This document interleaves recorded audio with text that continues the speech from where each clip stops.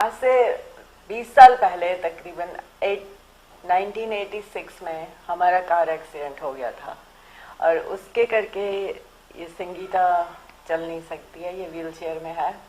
क्योंकि लोग हमें बता देते थे अच्छा इस भगवान की इतने दिन पूजा करो और आपकी बेटी ठीक हो जाएगी, ये पूजा आप इतने दिन करो आपकी बेटी ठीक हो जाएगी। तो मैं तो सुबह से रात तक एक के बाद एक पूजा करती थी। मैं हमेशा अपनी हिंदू और जैन प्रार्थना ही करती थी।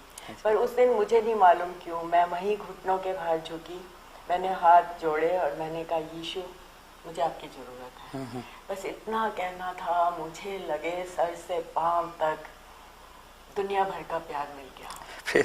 उसके बाद तो बस सारी मेरी रेजिस्टेंस चली गई। बस उसके बाद मैं खड़ी भी होगी, मैंने हाथ भी ऊपर उठा लिए और लोगों ने आके मुझे जो भी बोलने को कहा, हालेलुया, प्रेज यू जीसस, मैंने सब कुछ बोला। और 15-20 मिनट ये होता रहा मेरे साथ। उसके बाद ना वो ये फीलिंग खत्म हुई तो मैंने लोगों से पूछा मुझे क्या हुआ था। कहते हैं तुझे पवित्र आत्मा का टच मिला। तो मैंने अपने मन में सोचा अगर टच इतना अच्छा है तो पवित्र आत्मा मिलता तो पता नहीं क्या होगा। तो मैंने उनको कहा अच्छा तो ये पवित्र आत्मा है क्या, ये कब कैसे मिलता है? तो उन्होंने कहा ये पवित्र आत्मा जो है ना ये परमेश्वर का आत्मा है और ये जो भी मांगता है उसको मिलता है। अच्छा। तो मैंने उसको बोला कि अगर हम यीशु के नाम से आपके लिए प्रार्थना करेंगे तो यीशु आपको ठीक कर सकते हैं। जैसे ही मैंने ये बोला मुझे जैसे डर सा लगा कि मैंने क्या कह दिया, क्योंकि मुझे आदत नहीं थी ऐसे लोगों के लिए प्रार्थना करने के लिए, स्पेशली मार्केट में। लेकिन हमने बोल दिया था और लड़की ने बोला कि ठीक है कर दो प्रार्थना, तो अब करनी पड़ी। तो मेरी दीदी और मैंने उसके ऊपर हाथ रखा, हमने बोला कि यीशु के नाम से ये लड़का बिल्कुल सही हो जाए। छोटी सी प्रार्थना थी। फिर उसके बाद बस ऐसे ही हमने पूछ लिया कि कुछ हुआ, हमने सोचा वो बोलेगा नहीं और हम उसको खाना खिला के निकल जाएंगे। लेकिन उस लड़की ने बोला कि दीदी मुझे तो थोड़ा सा नजर आ रहा है। अच्छा। तो हम हैरान हो गए, हमने बोला कि चलो फिर से प्रार्थना करते हैं। हमने फिर से प्रार्थना करी और उसको और नजर आने लग गया। ऐसे हमने छोटी छोटी प्रार्थना 5 बार करी और उसको दिखने लग गया। तो उसके बाद दीदी ने उसको खाना खिलाया और तब एक और लड़का मेरे पास आया। उसने बोला कि दीदी उस लड़के को आंख से नजर नहीं आता था। अच्छा। मुझे तो आंखों में दर्द रहता है। अच्छा। क्या आप मेरे लिए कुछ कर सकते हो? अच्छा। तो उसने बोला कि ठीक है मेरे लिए प्रार्थना करो। तो मैंने हाथ रख के उसके लिए प्रार्थना करी। उसको उसकी आंखों का दर्द फौरन चला गया। अच्छा। तो उसके बाद उसके दो दोस्त हालेलुया, प्रेज द लॉर्ड, जय मसीह के आप सभी को। तो आशा रखता हूँ कि आप अच्छे होंगे, स्वस्थ होंगे और प्रभु में आगे बढ़ रहे होंगे। तो आज एक बहुत ही सुंदर और अद्भुत गवाही हम देखने वाले हैं जिनका नाम है सुषमा जैन और यह है हिंदू जैन फैमिली से है। तो इनका जीवन प्रभु यीशु मसीह ने किस तरह से बदला, कैसे इन्होंने प्रभु यीशु मसीह को जाना, यह हम इस गवाही के अंदर देखने वाले हैं। तो परमेश्वर का वचन कहता है कि परख कर देखो कि यहोवा कितना भला है। कि जब तक हम किसी भी चीज़ को, किसी भी इंसान को या किसी भी वस्तु को हम परख कर नहीं देखेंगे तब तक के उनका स्वाद और उनका गुण हमको पता नहीं चलेगा। इसीलिए परमेश्वर का वचन कहता है कि परख कर देखो कि यहोवा कितना महान है, अद्भुत पराक्रम करने वाला, अद्भुत रचना करने वाला, सब कुछ उन्हीं के द्वारा बनाया हुआ ये महान परमेश्वर है। उनको जानना बहुत ज़रूरी है क्योंकि उनके द्वारा ही सब कुछ रचा गया है। तो इनका जीवन किस तरह से बदला ये हम इस गवाही के अंदर देखने वाले। ये बहुत ही सुंदर और अद्भुत गवाही है, इसको आप मिस मत कीजिए। ये गवाही आपको आशीष का कारण बनेगी। तो इसका ओरिजिनल लिंक मैं डिस्क्रिप्शन में दे दूंगा, तो आप वहां से भी इसको चेक कर सकते हो। तो चलो चलते हैं, बिना किसी देर करते हुए अद्भुत गवाही को हम देखते हैं।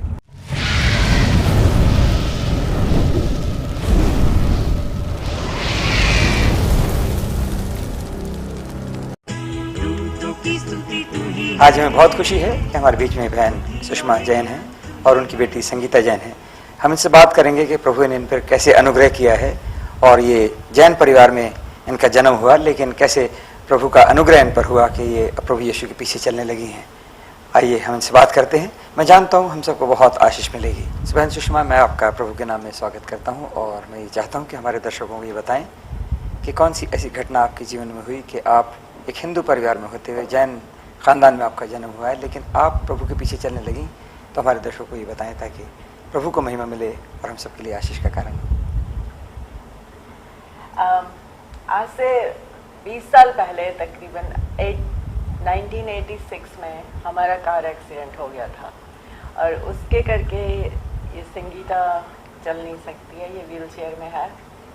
और एक्सीडेंट के बाद 3.5 साल हम लोगों ने हर तरह की पूजा पाठ करा, हर भगवान की पूजा करी, हर मंदिर में गए, हर जहाँ भी किसी ने हमें बोला हम गए। हमने लाखों रुपए खर्चे, क्योंकि जहाँ भी जाते थे सब कहते थे हमने हवन करना है, इतने पैसे दे दो, ये अच्छा। पूजा करेंगे, इतने पैसे दे दो। अच्छा। तो हमने बहुत पैसे खर्चे, और मैं और मेरे हस्बैंड सुबह से शाम तक एक के बाद एक प्रार्थना करते थे, क्योंकि लोग हमें बता देते थे अच्छा इस भगवान की इतने दिन पूजा करो और आपकी बेटी ठीक हो जाएगी, ये पूजा आप इतने दिन करो आपकी बेटी ठीक हो जाएगी। तो मैं तो सुबह से रात तक एक के बाद एक पूजा करती थी, और मुझे लगता था कि हो सकता है कि इसी एक पूजा से ठीक होना है। हाँ, तो मुझे ना हर वक्त टेंशन रहती थी अच्छा।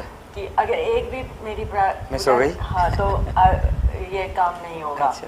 तो बल्कि मेरे पास बच्चों के लिए भी टाइम नहीं होता था कि उनके लिए ढंग से कुछ हाँ, करो। जब इतनी पूजा में आप कंटिन्यूस लगी हाँ हैं। जी। और बच्चे सारे तब छोटे छोटे भी थे, अच्छा क्योंकि जब एक्सीडेंट हुआ संगीता सिर्फ 10 साल की थी। अच्छा।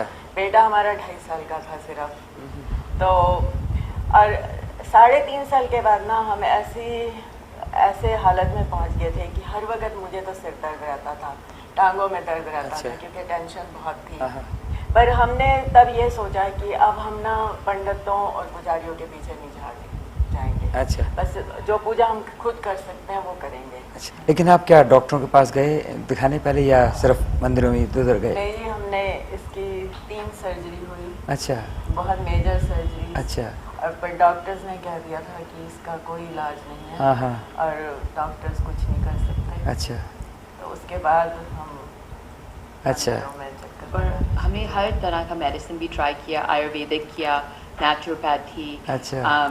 एक्यूपंक्चर, ठीक। सब कुछ जो भी कोई कहता था, हमने कोई ऐसी चीज़ नहीं हाँ। होगी जो हमने नहीं की, क्योंकि किसी न किसी तरह हमें ये चमत्कार चाहिए था। एक मेरे हस्बैंड के ऑफिस में एक क्रिश्चियन आर्किटेक्ट था। अच्छा। वो हमारे घर आया क्योंकि हमने अपना घर रिमॉडल करना था। अच्छा। तो उसने मुझे देखा कि मैं संगीता के पैरों की मसाज कर रही हूँ, ये स्कूल से आई थी। अच्छा। तो मुझे कहता है कि आप ये क्यों कर रही हो? तो मैंने उसे बताया कि ऐसे ऐसे इसके पैर सूज जाते हैं और मुझे अच्छा। करनी पड़ती है। तो जब वो ऑफिस गया तो उसने मेरे हस्बैंड से बोला कि मैं आपकी बेटी के लिए प्रार्थना करूँगा। तो मेरे हस्बैंड पहली बात कहते हैं हम तुझे पैसे नहीं देंगे। अच्छा। तो वो कहता मुझे पैसे नहीं चाहिए, मैं अच्छा। सिर्फ प्रार्थना करूँगा। तो मेरे हस्बैंड ने कहा कि ठीक है, हम तुझे हर रोज़ अपने घर ले जाएंगे और प्रार्थना करना। अच्छा। तो मैं उसे अपने घर लाने लगी। हर रोज़ जब संगीता स्कूल से आती थी मैं उसे ले आती थी, और वो इसके साथ बाइबल पढ़ता था, थोड़ा प्रार्थना करता था। अच्छा। और इसको यीशु के बारे में बताता था। हाँ, हाँ। बाकी हम कोई इंटरेस्टेड नहीं थे, तो ठीक। मैं वहाँ बैठी भी होती थी तो सुनती नहीं थी कि वो क्या बोल रहा है। ठीक। तो पर संगीता ने सुनना शुरू कर दिया। अच्छा। तो उस टाइम में मुझे थोड़ा सा इंटरेस्ट होने लगा, क्योंकि मुझे लगा कि ये डिफरेंट सी बात है।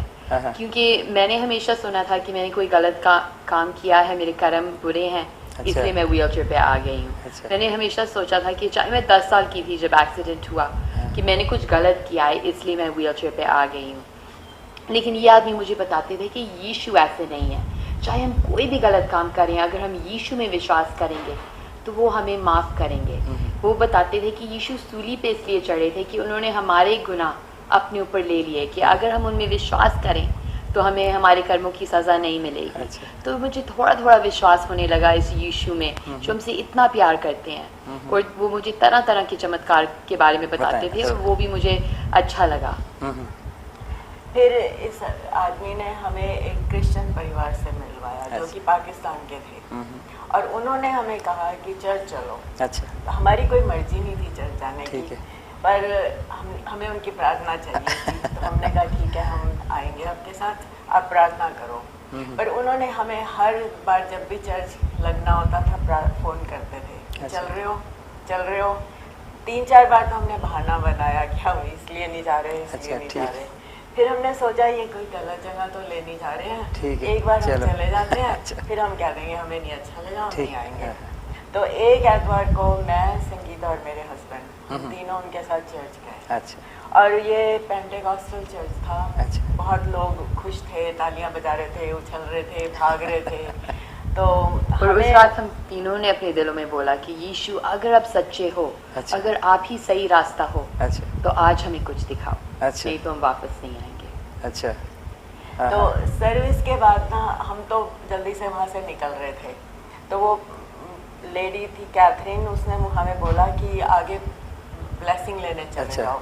तो मेरे हस्बैंड कहते हैं ये भी कर लो, नहीं तो ये लोग कहेंगे दोबारा आना, और हमने दोबारा नहीं आना। तो मैं संगीता को आगे लेगी प्रार्थना के ठीक लिए, और कुछ औरतें इसके चारों तरफ इकट्ठी होकर कहने लगी, बोल I love you Jesus, I need you Jesus.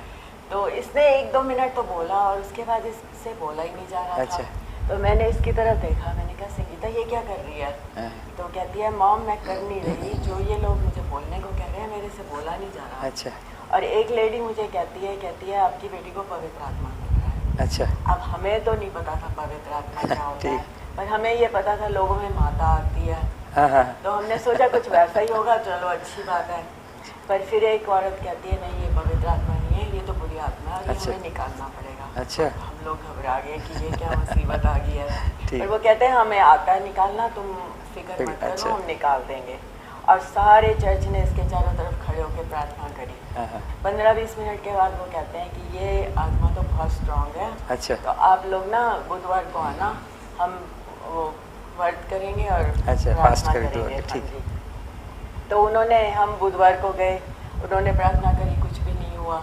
फिर हम संडे मॉर्निंग गए, अच्छा। कुछ नहीं हुआ। अच्छा। संडे इवनिंग फिर हम गए, पर उस दिन ना संडे इवनिंग मुझे बहुत गुस्सा आया था। अच्छा। मैंने कहा हम तो मुसीबत में फंस गए, इससे तो हम पहले ही अच्छे थे, कम से कम ये बुरी आत्मा तो नहीं थी, और ये लोग कुछ कर भी नहीं पा रहे, और हमें यहाँ बार बार आना पड़ रहा है। तो उस दिन जब वो पाकिस्तानी लेडी ने कहा ना आगे चले जाओ, तो मैंने कहा मुझे नहीं जाना। अच्छा। उसने कहा ठीक है तो अपनी सीट पे हाथ ऊपर उठा के प्रार्थना कर ले। मैंने कहा मुझे कोई हाथ ऊपर नहीं उठाना है। तो पर उस दिन तक मैंने कभी भी चर्च में ना जीसस की प्रार्थना नहीं करी। अच्छा। मैं हमेशा अपनी हिंदू और जैन प्रार्थना ही करती थी, पर उस दिन मुझे नहीं मालूम क्यों मैं वहीं घुटनों के भार झुकी, मैंने हाथ जोड़े और मैंने कहा यीशु मुझे आपकी ज़रूरत है। बस इतना कहना था, मुझे लगे सर से पाँव तक दुनिया भर का प्यार मिल गया।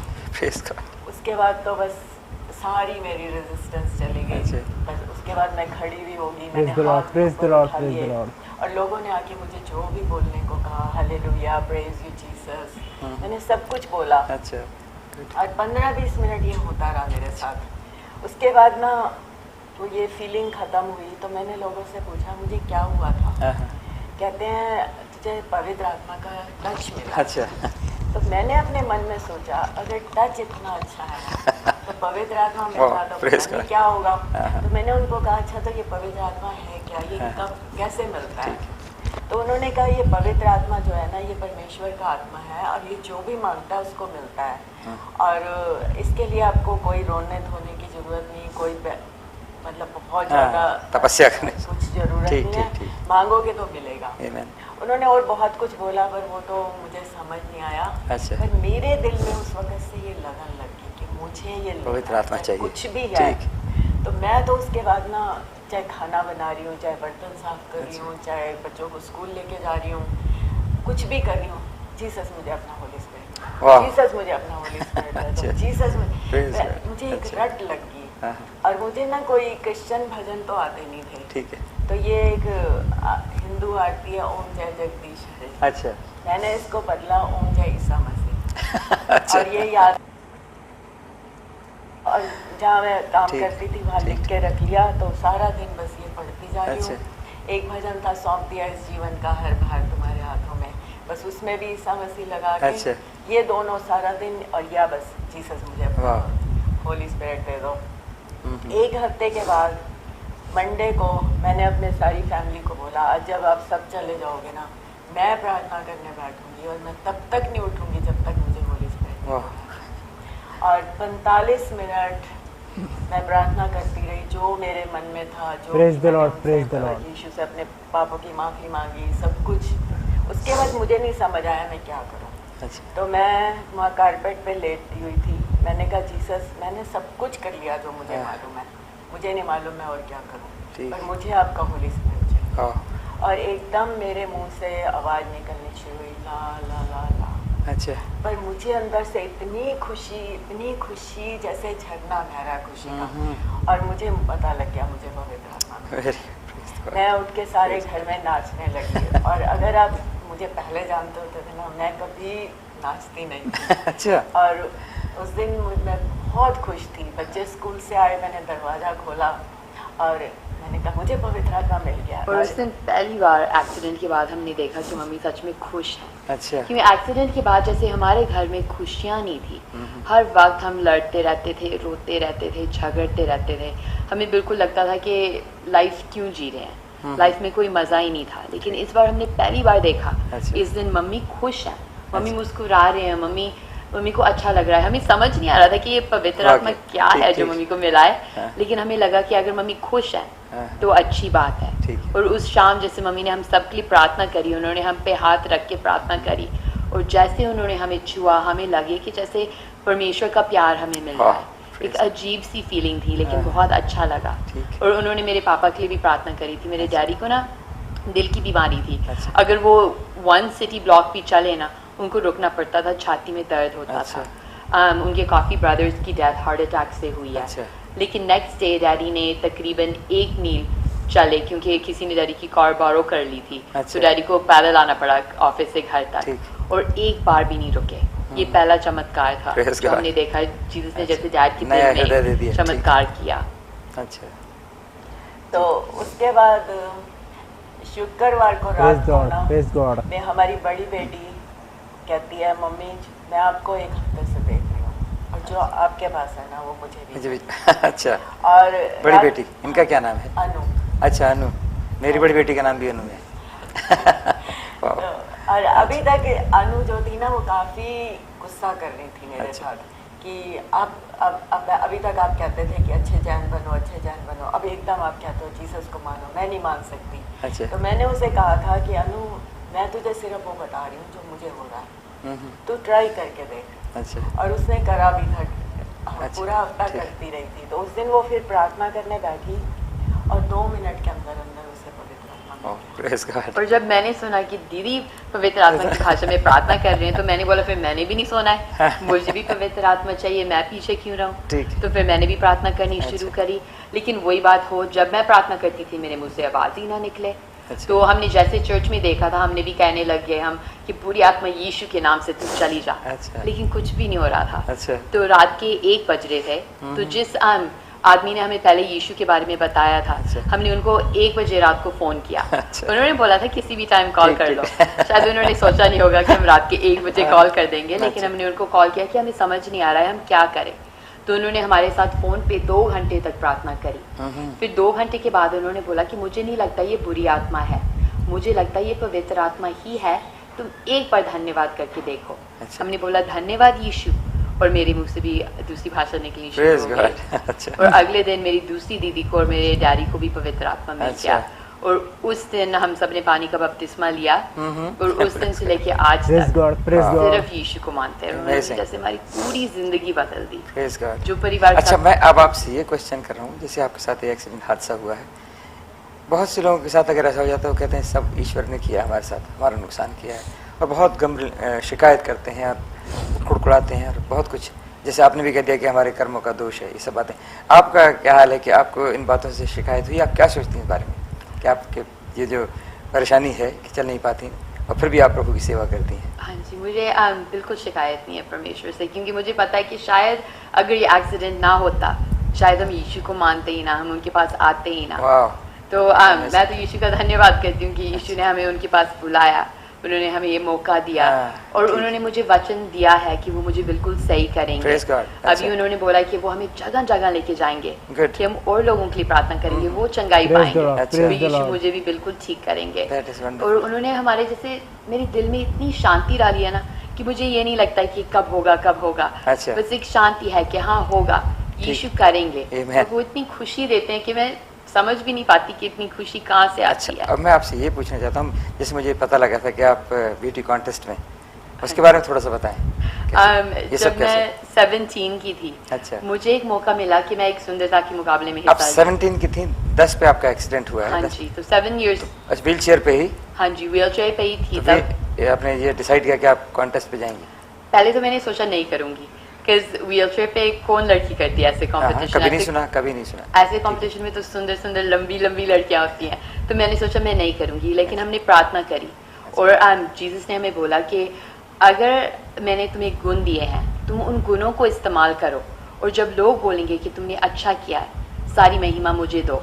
और दूसरी बात उन्होंने बोला कि चाहे अच्छा हो या बुरा हो, मेरा धन्यवाद करते रहो, और मैं कोई भी बात बदल सकता हूँ। तो मैंने हर बात में धन्यवाद, ये तो है। हाँ तो जी, ये चाहता है। तो मैंने उस मुकाबले में हिस्सा लिया। वहाँ 30 लड़कियाँ थी मेरी स्टेट की। अच्छा। सारी लड़कियाँ चल फिर सकती थी, सिर्फ मैं एक लड़की व्हीलचेयर पे थी। अच्छा। तो शुरू से जैसे मुझे लगा कि मैं अलग हूँ, मैं बाकियों जैसी नहीं हूँ, और मुझे थोड़ा सा लगा कि शायद नहीं आना चाहिए था।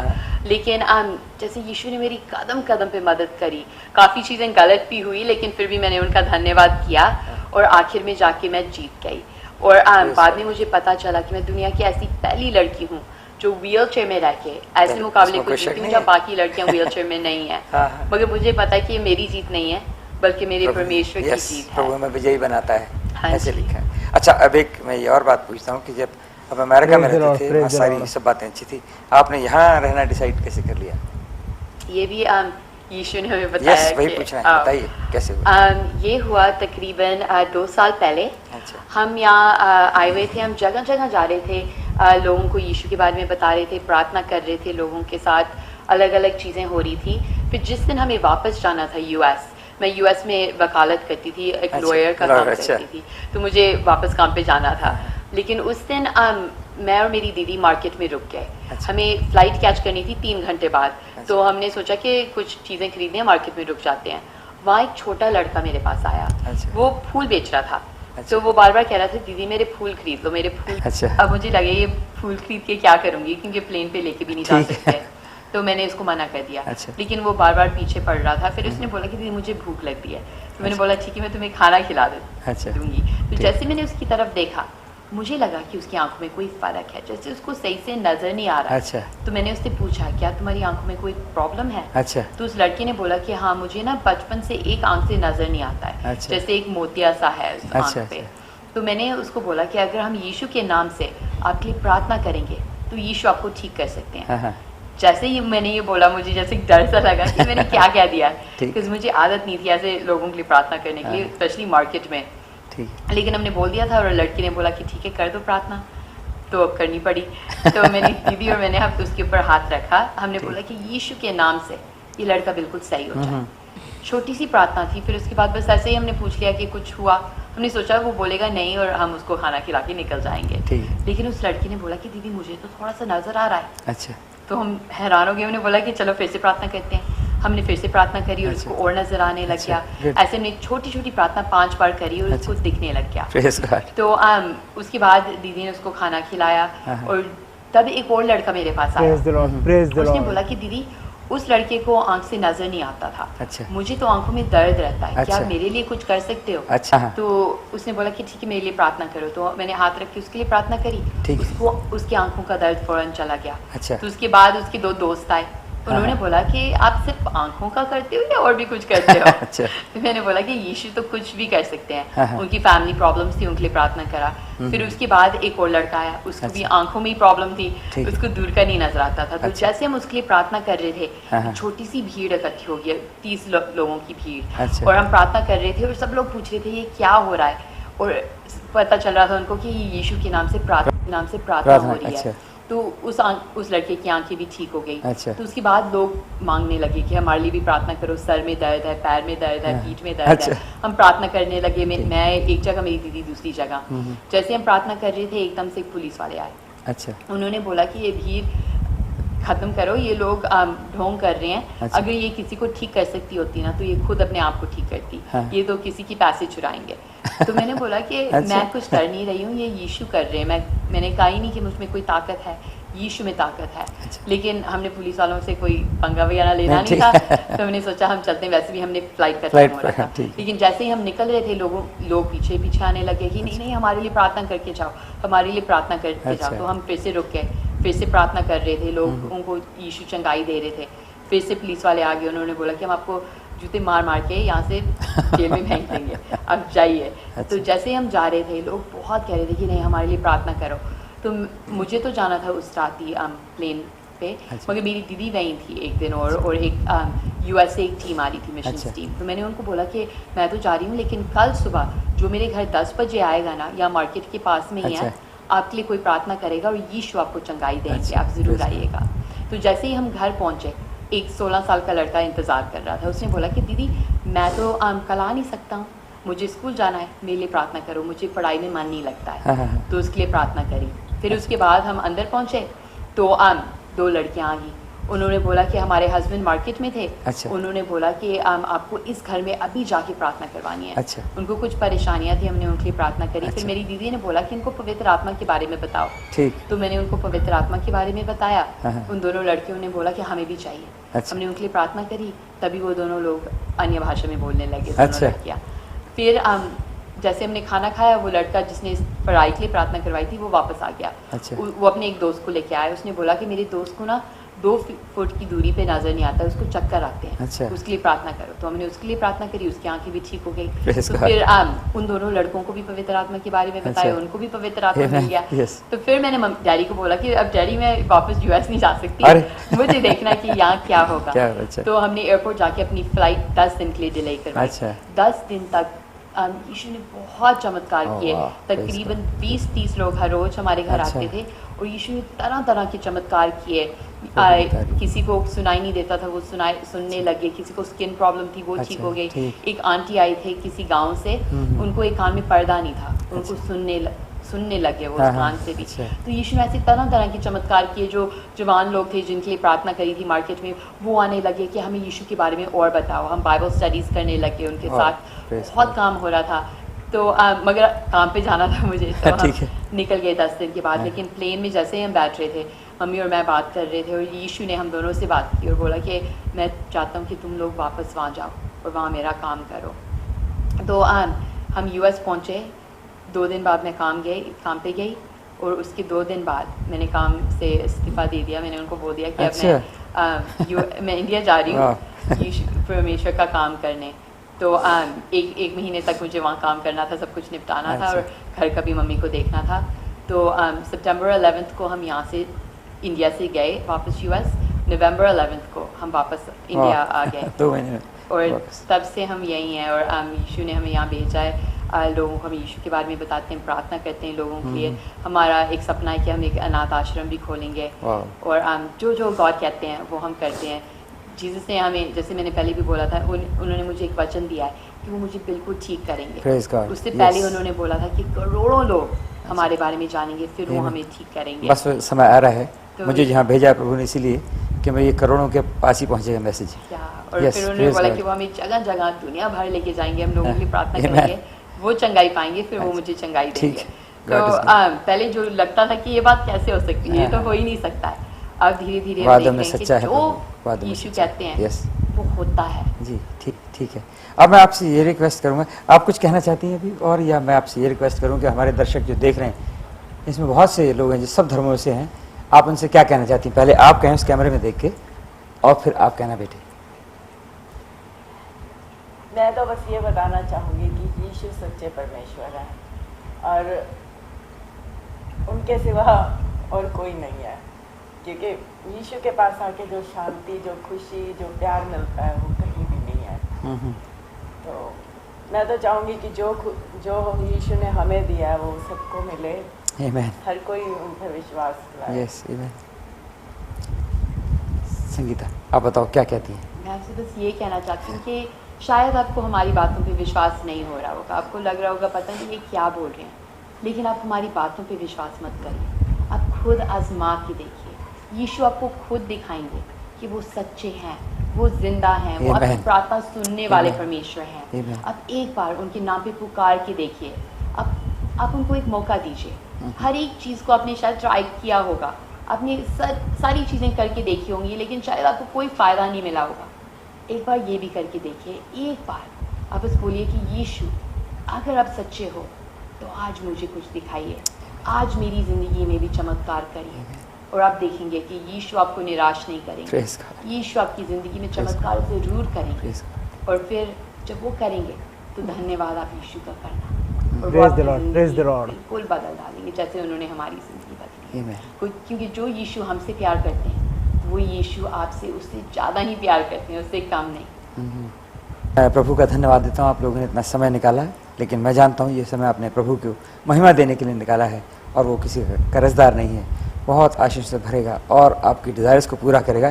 बेटा आप चंगाई की कहते हो, प्रभु चंगा भी करेगा, ज़रूर करेगा, ताकि लोगों को आशीष मिले और प्रभु को महिमा मिले और वो किसी का कर्जदार नहीं है। जैसे आपकी डिज़ायर है कि आपको प्रभु पैर पर उठा के खड़ा करे, तो अपने नाम की खातिर वो ऐसा करेगा। और ये मैं दुआ करूँगा और मैं जानता हूँ कि ये गवाही बहुतों के लिए आशीष का कारण होगी और बहुतों को प्रभु के पास लाने का कारण हो जाएगी। Thank you very much. प्रभु आपको आशीष दे।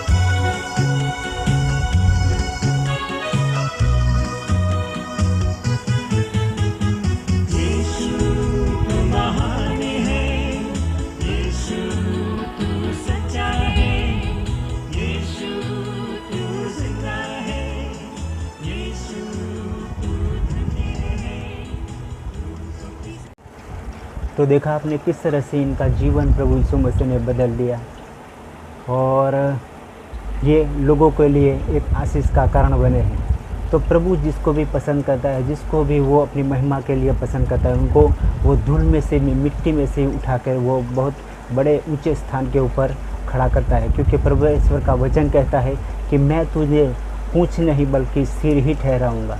तो परमेश्वर बहुत ही महान है, अद्भुत पराक्रम करने वाला परमेश्वर है, वो कुछ भी कर सकता है। तो आपके जीवन में भी ऐसी कोई भी दुख है, परेशानी है, कुछ भी है, तो आप प्रभु यीशु मसीह को पुकारिए, वो आपको ज़रूर वो आपकी सहायता करेंगे और आपको एक आशीष का कारण बनाएंगे। तो आशा रखता हूँ कि इस अद्भुत गवाही से आपको भी प्रेरणा मिली होगी। तो मिलते हैं नेक्स्ट अद्भुत गवाही के साथ, तब तक के लिए अपना और अपने परिवार का ख्याल रखें। God bless you, bye.